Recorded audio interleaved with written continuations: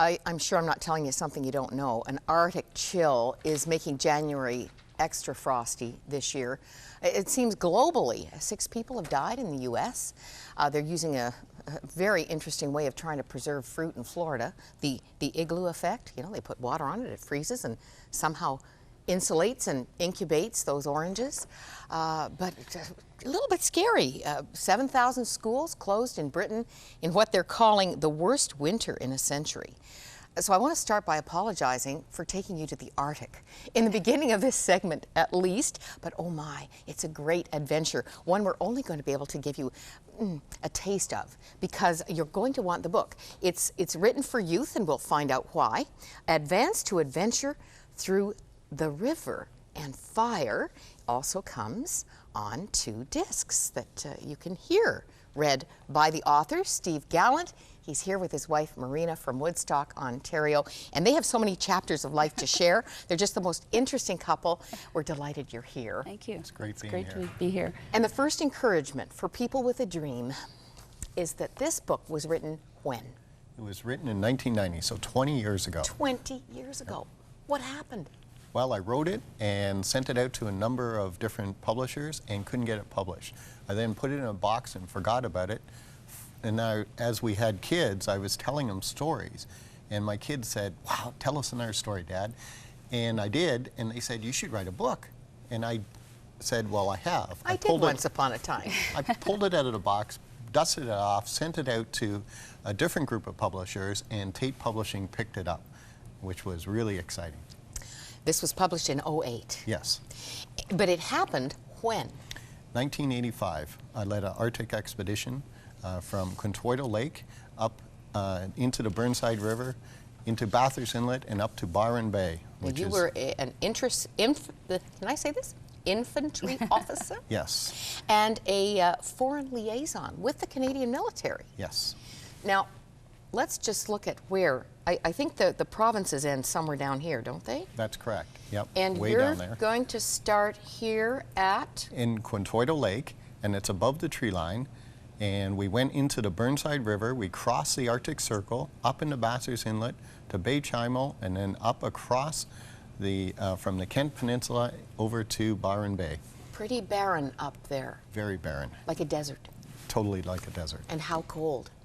This was a summer exercise in July and August, so at night it got around 10 degrees Celsius, and it got colder as we went along, and at the day it was maximum about 16 degrees Celsius. The water temperature was about 1 degree Celsius, which was about 34 degrees Fahrenheit. So the water temperature, if you fall in the water for any reason, you are in chance of suffering hypothermia within 4 minutes. 4 minutes. Why were you doing this?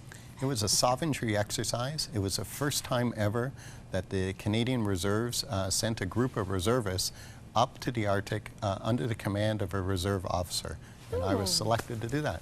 Wow. Which was very You're a exciting. history maker. Well, it was very exciting, a great opportunity. Let's get some visuals just to get the feel before we find out what went wrong with this training exercise. I think this is Hercules, isn't it? Right, C-130 Hercules. We landed with two C-130 Hercules with 53,000 pounds of equipment because we had to be totally self-sufficient while we were up there, and that included fuel for 2 Twin Otter aircrafts that pre-positioned supplies along the route. So we had to have fuel for them. We had to have fuel for our engines, of our outboard engines. We had to have all the food, we had machine gun, we had rifles, we had, so we were fully loaded. This is Survivor Arctic. Yes. Isn't it? And here's the whole team. That's the entire team. We crossed the Arctic Circle, and that's us at the Arctic Circle, and we took a picture to commemorate it. The leaders? The leadership group, yep, that's me on the right, looking dapper with my very younger and mustache and old glasses. Now that's you, that was left actually. Yeah, sorry, Right? left. Yes. Left. And that is us doing a reconnoiter of the Burnside Gorge. That is the Burnside Gorge spills into 2 waterfalls. That's the first waterfall. You weren't riding on that water, were you? Yes, we were riding on that water, and then that's the second waterfall, and that's us rescuing my boat because we flipped the boat. Okay, hold this shot here because Can you identify where you are in this? I am, if you look very, very closely at the photo, I am wearing a red helmet. And I am about the center of the photograph, and I am down there leading the group to actually try to get our boat out of the jam that it was in and get it freed up. This is just one aspect of the trouble, and here comes help. And here comes help, the Canadian Coast Guard. We were stranded on Fisher Island due to a storm, and we hitchhiked and we asked the captain of the Canadian Council, which was the icebreaker, to give us a lift to Byron Bay, and they very nicely cooperated and gave us a lift, and that's the helicopter which took all of our supplies to the boat. And then there's our final destination, which is Byron Bay, which is a dew station site, and there's the C-130 Hercules aircraft coming to pick us up, which was a great sight for us after You went back to CFB Petawawa? That's right, yep.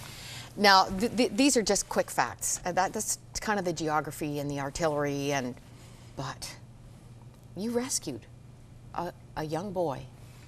That just seemed to be part of what God was doing in a seemingly ill-fated adventure. God was doing miraculous miracles all the way along. 5 of us ended up in the water and were almost killed. We then carried on, and we carried on really for the reason that when we got to Bay Chimo, Captain John Todd, who was with our group, saw the chief's son at Bay Chimo fall into the creek, and he couldn't swim. And Captain John Todd ran immediately. He reacted instantly. He ran, jumped into the water, and saved the boy's life. Now that's very cold water. Very cold water.